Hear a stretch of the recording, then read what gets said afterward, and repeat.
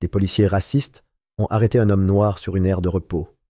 Le lendemain, c'est lui qui préside l'audience. Les portes de la salle d'audience 6 s'ouvrirent en grinçant, avec un écho qui étouffa chaque souffle dans la salle.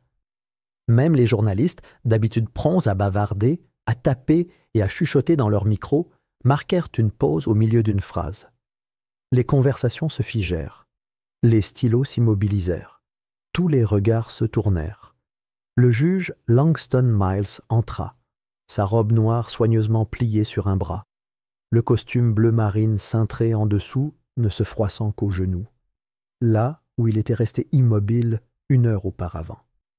Son pas était régulier mais posé, son expression indéchiffrable, le regard fixé vers l'avant. Une tension maîtrisée régnait dans sa mâchoire, comme un ressort tendu. Il ne regarda pas les 2 officiers en uniforme assis à la table de la défense. Il ne jeta pas un coup d'œil au journaliste assis dans la tribune de presse, ni au greffier à sa gauche. Mais tout le monde dans la salle le vit. Sa poitrine se soulevait et s'abaissait à un rythme lent et tempéré. Chaque pas qu'il faisait semblait plus lourd que le précédent. Personne ne l'avait attendu, ni l'accusation, ni la défense.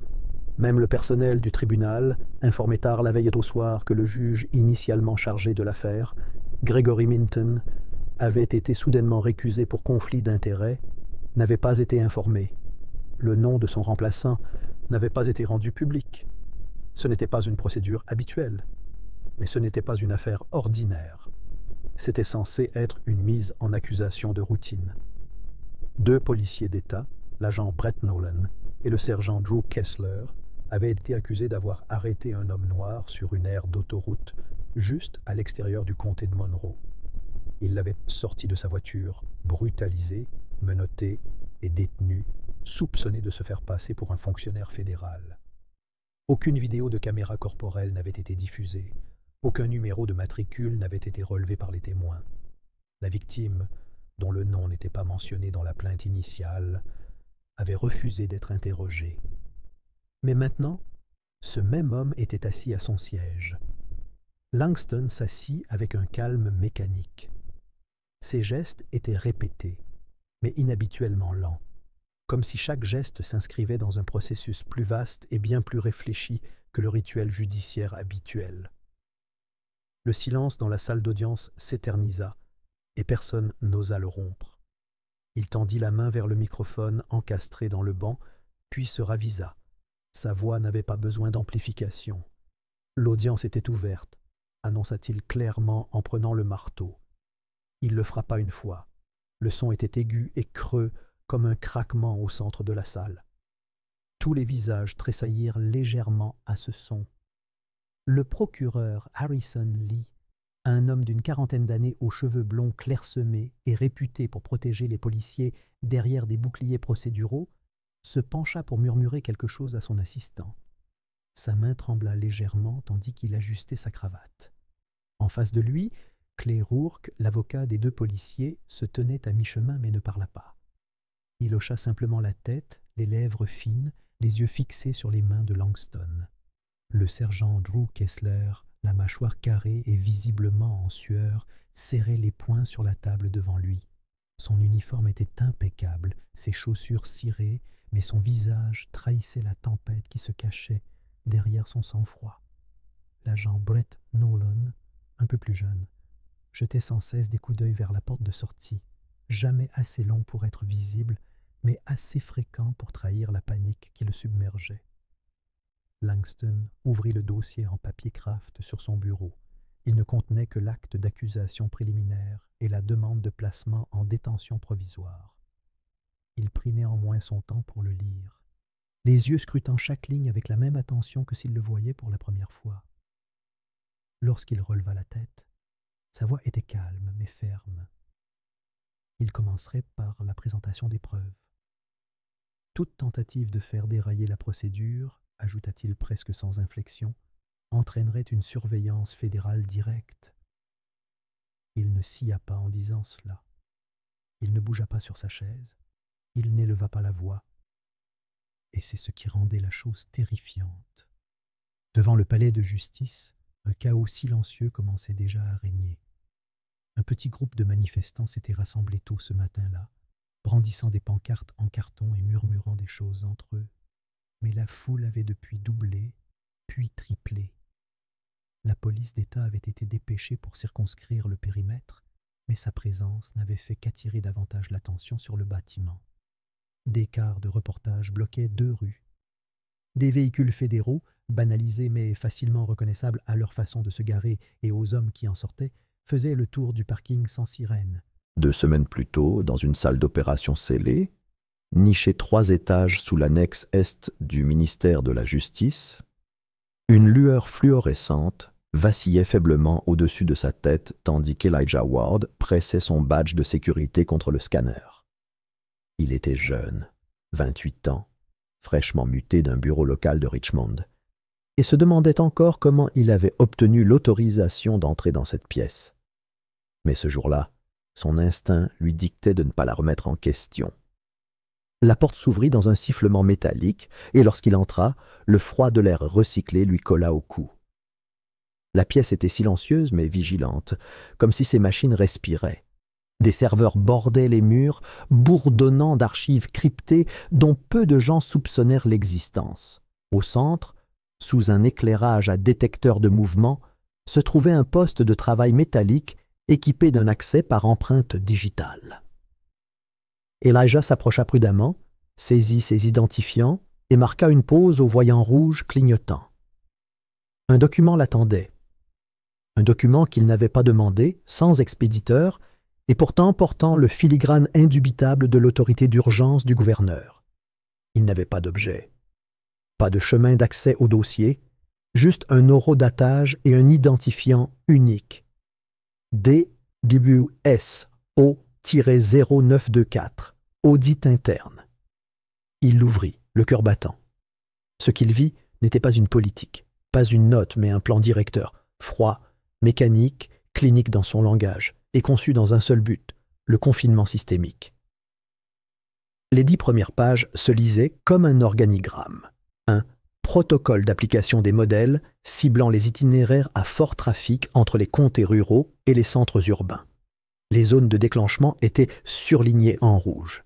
Des boucles de confinement secondaires étaient tracées près des aires de repos, des passages souterrains et des zones à faible visibilité. Il parcourut le document plus en détail, les yeux plissés.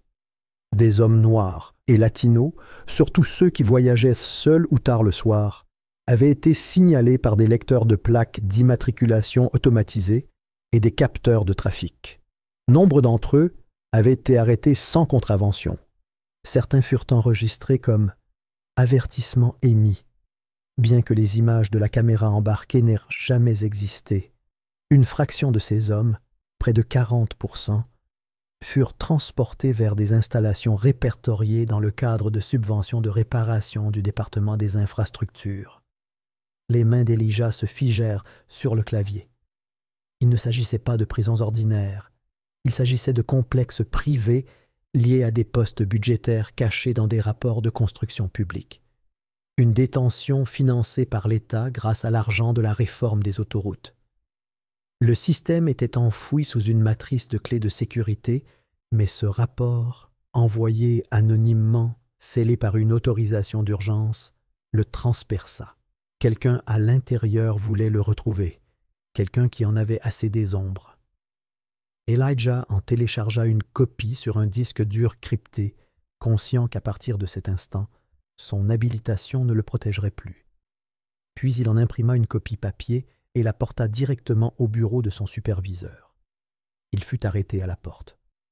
L'adjoint régional par intérim, un homme qu'il n'avait jamais vu auparavant, sans badge et sans dévoiler son nom, lui prit le dossier des mains et lui dit calmement d'oublier qu'il l'avait vu. Elijah demanda ce que cela signifiait. L'homme ne répondit pas. Il déposa simplement le rapport dans un contenant incinérable, saisit un code qu'Elijah ne reconnut pas et tourna le dos.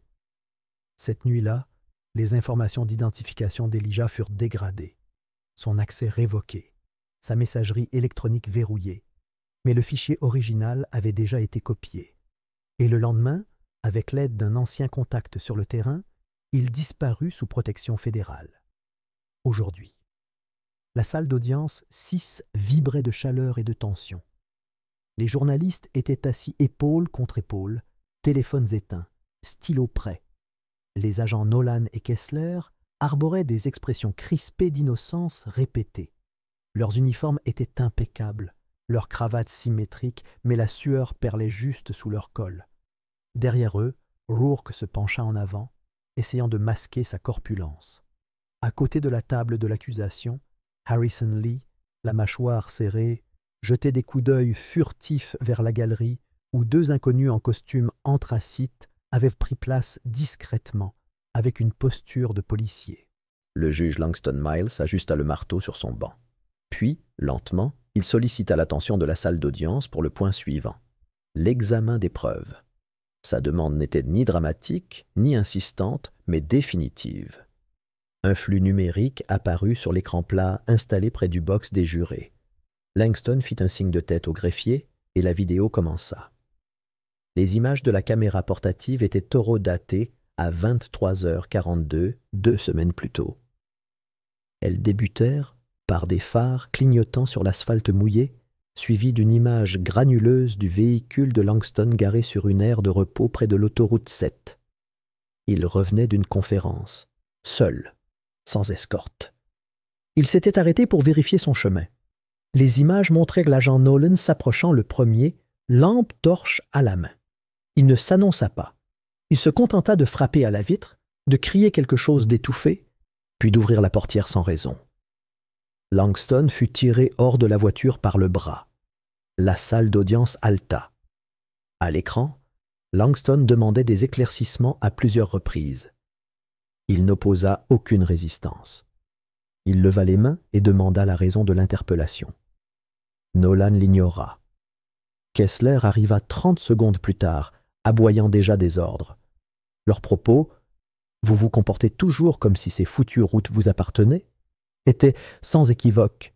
Ils rirent lorsqu'il leur demanda de vérifier son badge. Ils le plaquèrent sur le béton lorsqu'il tendit la main pour l'attraper. La voix de Langston s'était brisée sur la vidéo. Non pas de peur, mais d'incrédulité. Il se présenta. Encore et encore. Ils l'ignorèrent. Puis vint le moment. La salle d'audience retint son souffle. Kessler s'avança, se tourna légèrement et heurta violemment quelque chose près du trottoir. La caméra l'aperçut, or et noir, un document officiel, aplati sous sa botte, le badge de juge de Langston. Un murmure parcourut la salle d'audience. Un journaliste laissa tomber son stylo. Clay Rourke se leva brusquement, demandant une suspension immédiate de l'audience pour compromission émotionnelle et erreur d'identification. Langston ne sourcilla pas. Il nia. La requête fut rejetée. La vidéo continua de tourner. Elle montrait les conséquences. Langston menotté, contraint de s'asseoir sur la banquette arrière. Aucun avertissement Miranda ne fut jamais lu. Aucun rapport ne mentionna le nom du juge. Dans les 6 heures qui suivirent, un appel d'un agent de liaison fédéral obtint sa libération. L'incident disparut des archives, jusqu'à maintenant. Langston laissa la vidéo se terminer en silence, puis il ordonna au greffier de verser l'intégralité de la vidéo au dossier public. Il y avait maintenant une tension dans sa voix, ni émotion, ni rage, mais quelque chose de plus dur. Une intention. Avant que quiconque puisse se remettre de la vidéo, un autre fichier arriva. C'était une déclaration sous serment. Signature numérique, scellée à temps. d'Elijah Ward. Le greffier la reçut directement d'un canal sécurisé. Langston la visionna brièvement, son regard scrutant plus vite, son pouls indéchiffrable. Il a ensuite demandé au tribunal de l'accepter comme témoignage fédéral supplémentaire. Le contenu de la déclaration était plus percutant que la vidéo. Elijah avait cité des noms. Il a soumis non seulement le protocole de communication, mais aussi des preuves supplémentaires. Des journaux de surveillance, des notes de terrain expurgées et des courriels internes reliant les contrôles routiers à une directive émise par le général Reed Alston. Le système de quotas, selon la formulation de Alston, exigeait au moins 3 infractions par équipe de patrouille avec des primes liées aux Détention non vérifiable. Un fichier secondaire répertoriait les cibles par probabilité démographique. Le tout était acheminé via un serveur fantôme dissimulé derrière un logiciel de la police d'État. Dans sa déclaration, Elijah confirmait l'existence des centres de détention privés. Il donnait les coordonnées exactes, nommait les entrepreneurs, fournissait des factures déguisées en travaux de nettoyage du ministère des Transports. Certains détenus, a-t-il averti, n'avaient pas été vus depuis plus d'1 an. De retour dans la salle d'audience 6, Langston se pencha en avant. Les 2 observateurs fédéraux assis au fond se redressèrent légèrement, échangèrent un hochement de tête muet et se rassirent. Leurs stylos s'accélérèrent. La réaction fut immédiate. Rourke exigea la suppression. De prétendues preuves fédérales ne pouvaient être présentées en cours d'audience sans autorisation préalable. Lee hésita, tiraillé entre sa loyauté politique et le raz-de-marée de révélations qui s'abattait déjà sur eux. Langston rejeta l'objection. Cette salle d'audience, leur rappela-t-il, n'était pas seulement une salle de règles, c'était un lieu de responsabilisation. Dehors, les sirènes retentirent. Les manifestants devenaient de plus en plus bruyants. Des drones. Le lendemain matin, le palais de justice ne ressemblait plus du tout à la veille. Des rangées de policiers se tenaient derrière des barricades métalliques, mais elles ne parvenaient pas à faire taire les voix des manifestants qui envahissaient les rues. Les chants résonnaient sur les murs de marbre et à travers les vitres de l'atrium du tribunal.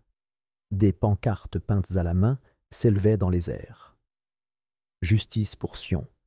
Dénonçons le pipeline. Nous surveillons. » Toutes les chaînes diffusaient en direct. Des drones survolèrent la foule, et à l'intérieur, tout avait basculé. Les couloirs du bâtiment vibraient de tension. Des agents fédéraux, le visage sombre et silencieux, prenaient position à chaque sortie, leurs armes au fourreau mais visibles. Ce n'était pas subtil, ce n'était pas prévu. La salle d'audience 3C, où le procès s'était déroulé la veille sous un voile de contrôle et d'intimidation, avait désormais une atmosphère totalement différente. Ce qui ressemblait autrefois à une scène truquée bourdonnait désormais d'une ambiance proche de la justice. Langston entra dans la salle d'audience, non pas en observateur discret, ni dans la neutralité d'une robe. Il portait un costume sombre et repassé et se déplaçait comme un homme qui avait abandonné le protocole. Sa voix, lorsqu'elle perçait le brouhaha, était ferme et claire. Nul besoin de frapper du marteau. Tous les regards se tournèrent vers lui alors qu'il se tenait à son banc. L'annonce fut faite sans préambule. Il avait déposé une demande officielle auprès du ministère de la Justice pour placer le procès sous contrôle judiciaire d'urgence. La demande avait été traitée en urgence. Approuvé. Avec effet immédiat, les avocats de la défense se levèrent, alarmés. L'un d'eux leva la main pour protester, mais les mots ne furent jamais complètement formés. Le procureur Lee laissa tomber un dossier, en essayant de retrouver le bon dossier. La salle d'audience, brièvement figée dans un état de confusion stupéfaite, tenta de se recentrer. Mais le sol continuait de bouger. Langston fit signe vers les portes arrière. Un homme en sortit, flanqué de 2 commissaires. Mince, la démarche hésitante, comme s'il n'avait pas marché librement depuis des mois, peut-être plus. Ses cheveux étaient plus gris que les photos autrefois jointes à son dossier personnel. Le capitaine Isaiah Trent, ancien officier décoré du département de la sécurité publique, avait disparu plus d'1 an auparavant, officiellement en congé maladie, officieusement présumé mort ou enseveli sous le silence. Il se tenait maintenant devant eux, vivant, tremblant, mais intact. Il ne s'assit pas immédiatement sur la chaise des témoins. Au lieu de cela, il s'immobilisa au centre de la pièce et prit une longue inspiration, comme s'il se demandait encore si le risque en valait la peine. Puis, sur un signe de tête de Langston, il s'avança. Sa voix trembla d'abord, pas plus forte qu'un bruit de pas traînant, mais à mesure qu'il parlait, quelque chose se calma en lui. Il décrivit des réunions à huis clos, des courriels marqués confidentiels, des directives prononcées à voix haute mais jamais écrites. Il y avait eu des quotas. non pas pour les crimes, mais pour les chiffres. Arrestation de minorités pour des infractions vagues, flânage, plaques d'identité expirées, amendes impayées. Les agents étaient chargés de prendre contact, de remplir les rapports mensuels avec le plus de activité possible. Plus il y avait de noms enregistrés, mieux c'était. Chaque trimestre, ces statistiques étaient regroupées et envoyées à une société mandatée par l'État pour réaliser des audits externes et contrôler les sous-traitants pour les projets d'agrandissement des prisons. Il s'avéra que cette société avait un investisseur discret, William Rudd, le frère du gouverneur. Sur le papier, c'était clair. En pratique, c'était une mine d'or. La question de Langston rompit le silence. Pourquoi? Tran hésita un instant. Parce qu'un nombre plus élevé d'arrestations justifiait mieux les subventions fédérales. De l'argent qui finançait la construction, qui remplissait les poches, qui construisait plus de cellules. Plus de statistiques signifiait plus de besoins, expliqua Tran, serrant les doigts autour du bord du box des témoins. Plus de besoins signifiait plus de contrats, plus d'accords. Langston ne scia pas en posant la question suivante, et les officiers dans cette pièce, Nolan, Kessler, quel rôle ont-ils joué? Le regard de Tran se posa directement sur les deux hommes assis à la table de la défense. C'étaient les juges les plus performants du comté de Monroe. Le plus grand nombre d'arrestations, le plus grand nombre de citations. Toujours classés parmi les 3 premiers en termes d'activité trimestrielle. Ces mots flottèrent dans l'air comme un brouillard, impossible à ignorer. Le silence se brisa comme du verre. Une vague de murmures parcourut la salle d'audience, se transformant en halètements et en cris avant que les commissaires ne s'avancent pour reprendre le contrôle. Le juge Langston leva la main, non pas pour faire taire, mais pour calmer la situation. Ce n'était pas tout. Avant que la salle ne se calme, une deuxième porte s'ouvrit au fond de la salle. Une silhouette en costume gris entra, confiante, inattendue et totalement inattendue. Le procureur général Vaughn Carroll. Son arrivée fit sursauter la galerie. Il n'était pas au programme. Il n'avait pas annoncé sa présence. Aucun communiqué de presse n'avait été publié. Pourtant, il était là, marchant droit vers le banc. Langston ne se leva pas. Il ne bougea pas. Carroll se pencha juste assez pour que ses paroles ne soient audibles que pour les personnes les plus proches. « Vous n'êtes pas invincible, juge. » Langston soutint son regard sans sourciller. « Vous avez raison, » répondit-il calmement, « mais je ne suis plus seul. » L'impact de cet échange résonna dans la salle d'audience comme un coup de tonnerre. Pendant des années, ce bâtiment avait appartenu au même nom, aux mêmes hommes qui obéissaient aux mêmes règles tacites. Mais aujourd'hui, ces règles étaient en train de craquer. Pourtant, la journée n'était pas terminée. Plus tard dans l'après-midi, on apprit qu'un officier subalterne, Miles Coran, 24 ans, avait été arrêté. Un acte d'accusation sous scellé avait été déposé en vertu du protocole d'urgence. Il avait été posté près d'une aire de repos des semaines plus tôt, chargé d'effacer toutes les images de sécurité après l'arrestation de Langston et la confrontation qui avait suivi. D'après les archives, il avait confirmé la suppression. Mais quelqu'un avait alerté les enquêteurs au sujet d'une clé de stockage privée. À l'intérieur de ce serveur caché, les images racontaient une toute autre histoire. L'image ne montrait pas seulement la démolition de Langston ou l'attitude agressive des députés locaux. Elle montrait 2 hommes, le gouverneur William Rudd et le général Gerald Halston, se rencontrant en personne sur la même propriété quelques jours avant le début de l'opération. Aucune explication n'a été fournie, aucune déclaration n'a été faite, mais l'image à elle seule était accablante. Une poignée de main, une enveloppe scellée, une mallette placée dans le coffre d'une voiture banalisée. Et maintenant, ce qui semblait être une opération clandestine menée par quelques individus mal intentionnés s'était transformé en quelque chose de plus sombre, de systémique, une conspiration. La presse s'en est donnée à cœur joie. En quelques heures, les chaînes sont passées d'une couverture locale à une couverture nationale. Analystes politiques, juristes et militants des droits de l'homme ont tous donné leur avis. S'agissait-il d'un scandale d'État, d'une violation de la surveillance fédérale? Quelle était son ampleur? Langston observait la tempête se dérouler depuis des chambres qui ne ressemblaient plus à une cage. Il savait que la suite ne serait pas facile. Le véritable combat ne faisait que commencer. Mais l'équilibre avait basculé. Pour la première fois depuis des années, le tribunal ne semblait plus sous contrôle, et la vérité non plus. Au 4e jour, le palais de justice était devenu plus qu'un lieu de justice. C'était désormais un symbole. Les colonnes de grès et les fenêtres aux cadres de fer du bâtiment étaient drapées de banderoles exigeant la vérité. La place devant, autrefois une place gouvernementale tranquille, s'était transformée en une mer de corps et de voix. Des cars de reportage bordaient les rues. Des hélicoptères planaient au-dessus. La foule avait triplé en une nuit, non seulement à Monroe, mais dans des dizaines de villes à travers le pays. De Chicago à Atlanta, d'Oakland à Baltimore, les manifestants se sont rassemblés devant les capitoles des États, scandant des slogans à l'unisson.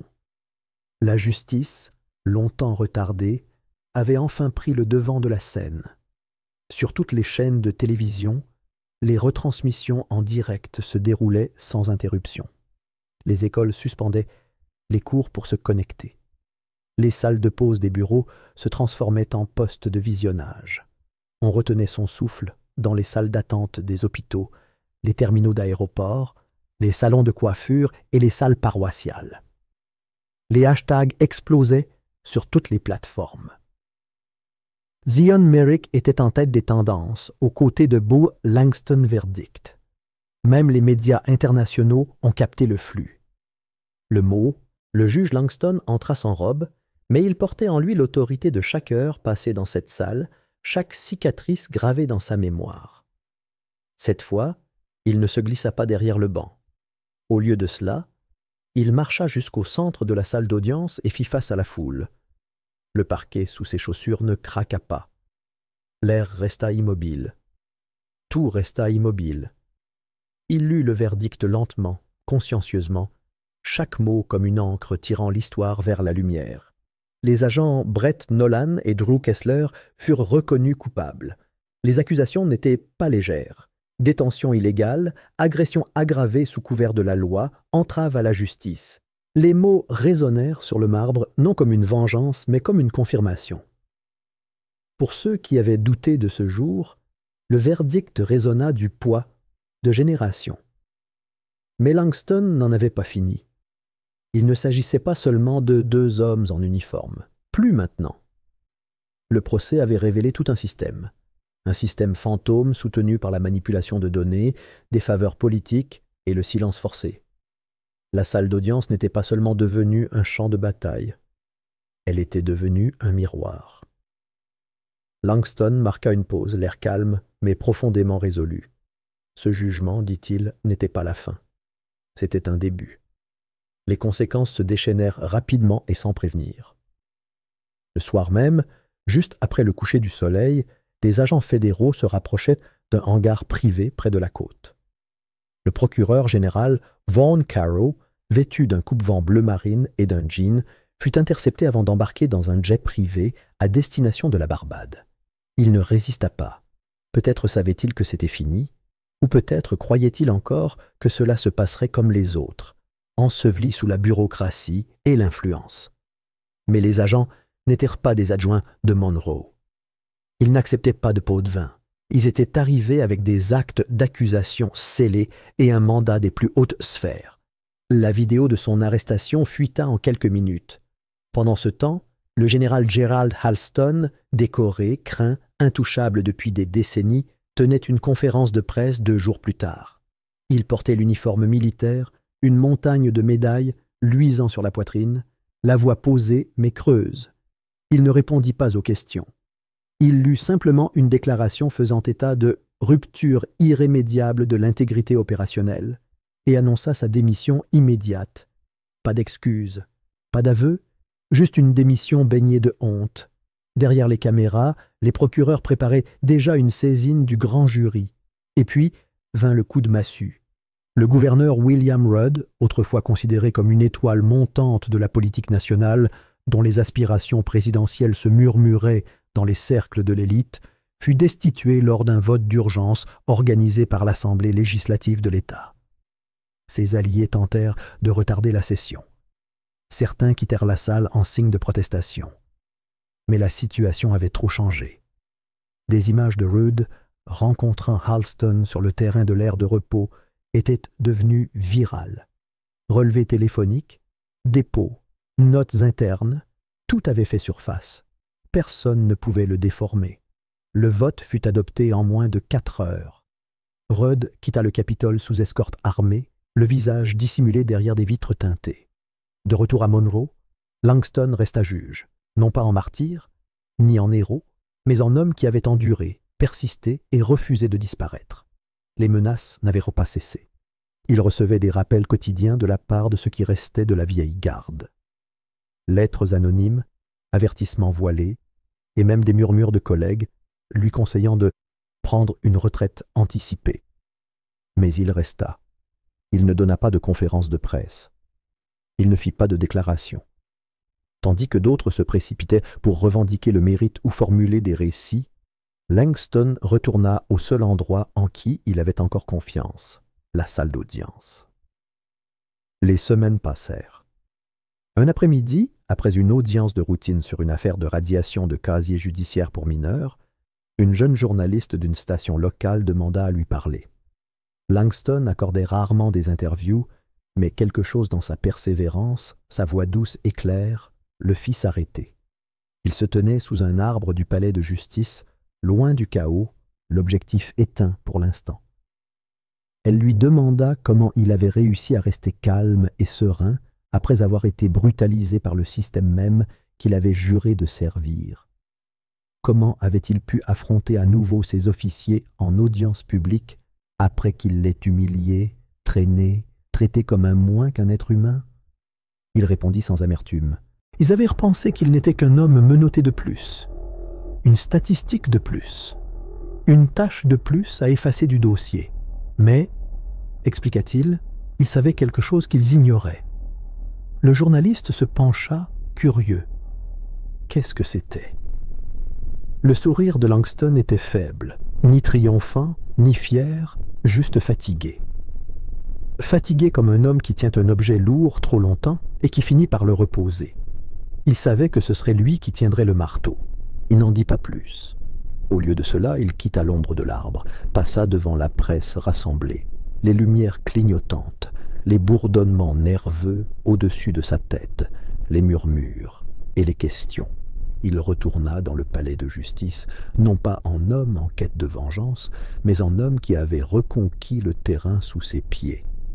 Le marbre sous ses pas n'avait pas changé, mais le sens de ses pas, si. Langston avait survécu à un procès dans le procès, à un verdict enveloppé d'une conspiration. Il avait subi non seulement une agression juridique, mais aussi existentielle, une attaque contre la conviction profonde que le droit pouvait être juste, que la justice pouvait être rendue. Et pourtant, malgré le pouvoir déployé contre lui, il avait tenu bon. La salle d'audience restait un lieu sacré pour lui, non pas parce qu'elle était parfaite, mais parce qu'elle était possible. Car entre ces murs imparfaits, la vérité avait encore trouvé son souffle. Dehors, la foule commença lentement à se disperser, non pas par défaite, mais par une compréhension sereine. Les gros titres allèrent continuer à tourner. Les enquêtes allaient s'élargir. D'autres arrestations, d'autres audiences, un chaos plus profond. Mais pour l'instant, quelque chose avait changé. Un homme avait été menotté dans sa propre salle d'audience. Et quelques jours plus tard, il y était revenu, inébranlable, et avait jugé ceux qui se croyaient autrefois intouchables. Le marteau était tombé, et l'écho résonnait encore.